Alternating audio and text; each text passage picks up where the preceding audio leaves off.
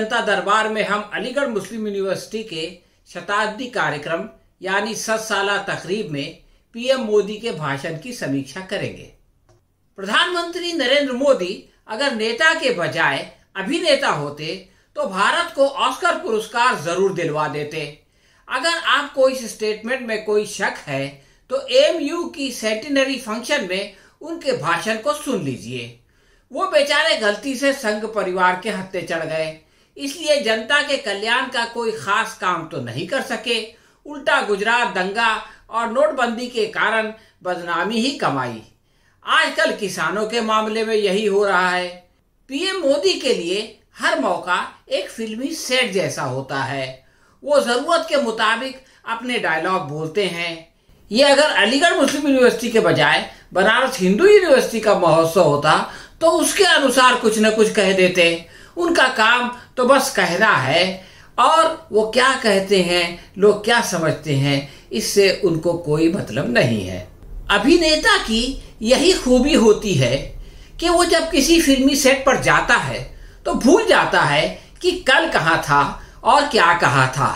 मुंबई की भाषा में इसे कहते हैं रात गई बात गई। कोई ऐसा व्यक्ति जो पीएम मोदी के अतीत को नहीं जानता हो, वो इस भाषण को सुनने के बाद सोच भी नहीं सकता कि इस व्यक्ति ने गुजरात दंगों के दौरान क्या किया और उसके बाद क्या क्या कहा। ये वही नेता है जिसने गुजरात दंगों पर सवाल किए जाने के बाद राइटर से कहा था कि अगर कोई कुत्ते का पिल्ला भी गाड़ी के नीचे आ जाए तो दुख तो होता ही है। ये है मोदी जी की संवेदनशीलता। खैर, ये पुरानी बात हो गई। अब आइए देखें कि उन्होंने अभी अलीगढ़ मुस्लिम यूनिवर्सिटी के प्रोग्राम में क्या कहा।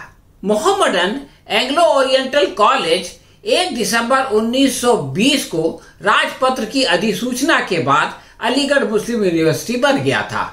उसी साल 17 दिसंबर को एएमयू का औपचारिक रूप से एक यूनिवर्सिटी की हैसियत से उद्घाटन किया गया था। इस ऐतिहासिक घटना को 100 साल गुजर गए और इसीलिए 22 दिसंबर 2020 को यूनिवर्सिटी के अंदर स्वर्ण महोत्सव का प्रधानमंत्री द्वारा उद्घाटन किया गया। शताब्दी कार्यक्रम को वीडियो कॉन्फ्रेंसिंग के जरिए उन्होंने संबोधित किया।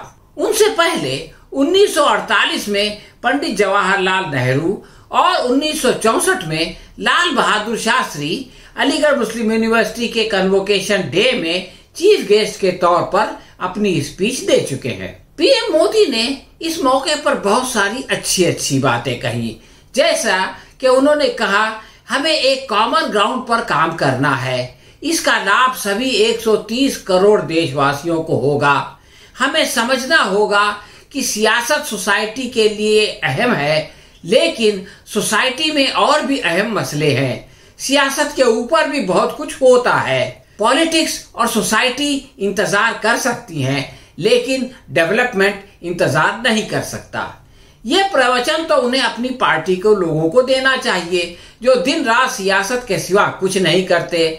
समाज के मसाइल हल करने के बजाय सीएए और एनआरसी जैसे नए नए प्रॉब्लम्स पैदा करते रहते हैं। समाज के विभिन्न घटकों को साथ लेने के बजाय उनको लव जिहाद जैसे स्यूडो मसाइल में उलझाकर आपस में लड़ाते रहते हैं।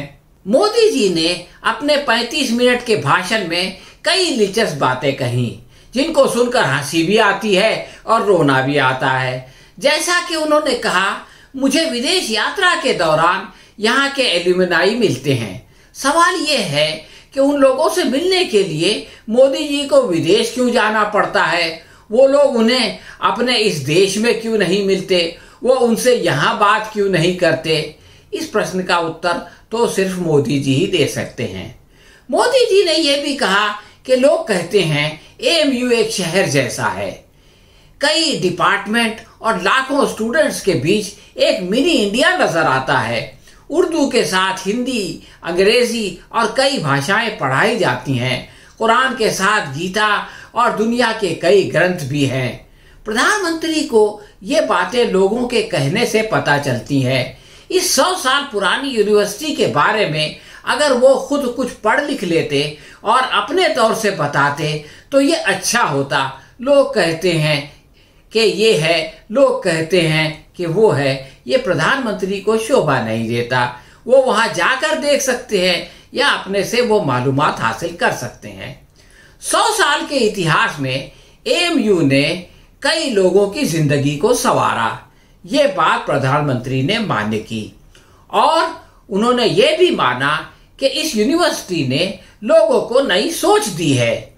एएमयू की पहचान वो मूल्य हैं जिन पर सर सैयद अहमद खान ने यूनिवर्सिटी की स्थापना की, ये बात प्रधानमंत्री ने सारी दुनिया को बताई। प्रधानमंत्री के अनुसार सर सैयद ने कहा था कि देश की चिंता करने वाले का सबसे बड़ा कर्तव्य है कि वो लोगों के लिए काम करे, भले ही उनका मजहब, जाति कुछ भी हो।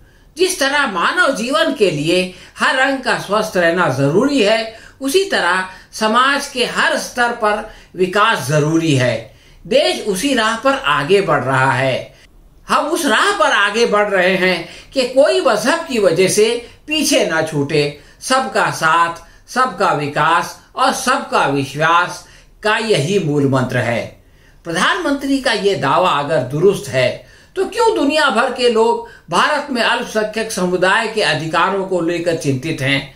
South Asia state of minority report 2020 अभी हाल में आई।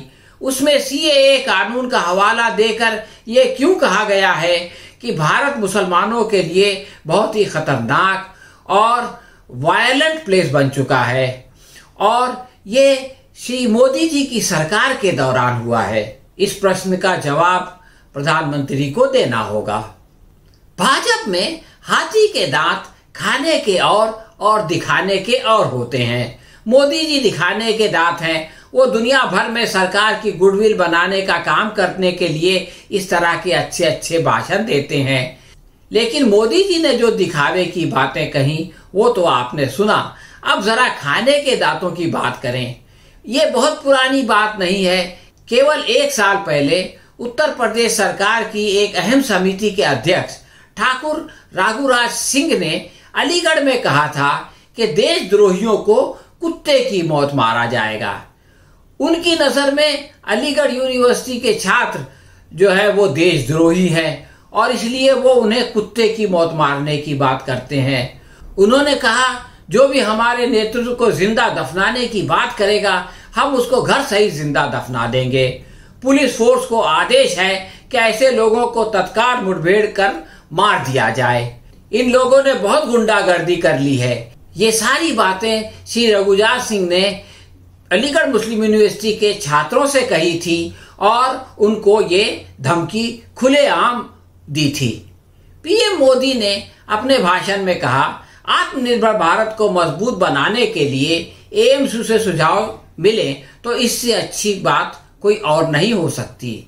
हम कहाँ और किस परिवार में पैदा हुए, किस मजहब में पले, इससे बड़ा है कि उसकी आकांक्षाएं देश के साथ जुड़े। वैचारिक मतभेद होते हैं लेकिन जब बात देश के लक्ष्य की प्राप्ति की हो तो सब मतभेद किनारे रखकर आगे देखना चाहिए। लेकिन बीजेपी की सारी राजनीति हिंदू मुस्लिम भेदभाव को उछालकर वोट बटोरना है।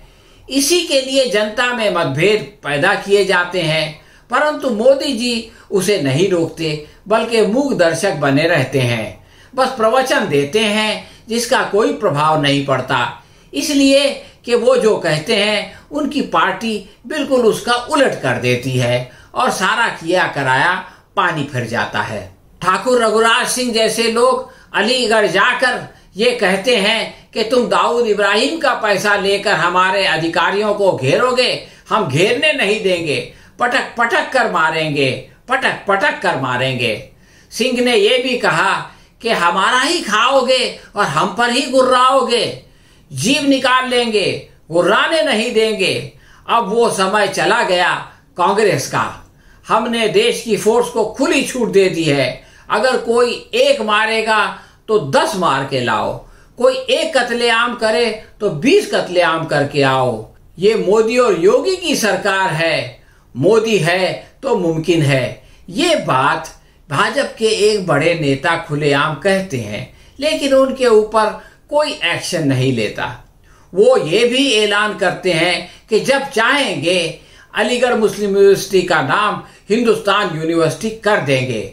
विरोध करोगे तो यहां नहीं रह पाओगे। हमने तय किया है कि गोली का जवाब गोला से देंगे।